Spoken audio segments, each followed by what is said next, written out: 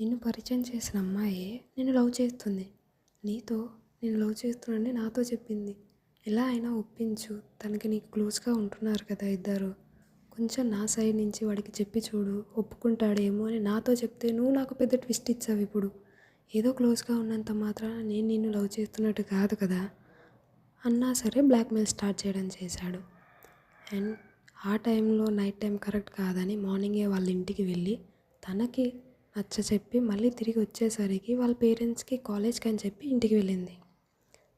తీరా ఇంటికొచ్చి చూస్తే తెలిసిపోయింది ఇంట్లో వాళ్ళకి లేదు కాలేజ్‌కి వెళ్ళలేదు ఎక్కడికో వెళ్ళొచ్చింది ఈమెగారు అని.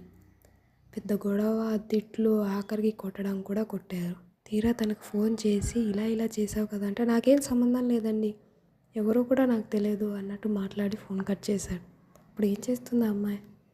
ఇదంతా చూసి ఎందుకు ఇదంతా గోల అని చెప్పి వాళ్ళ నాన్న ఇక పెళ్లి చేసేద్దామని. అదే టైంలో వాళ్ళ నాన్నకి చిన్న ప్యానిక్ అటాక్ అయ్యింది.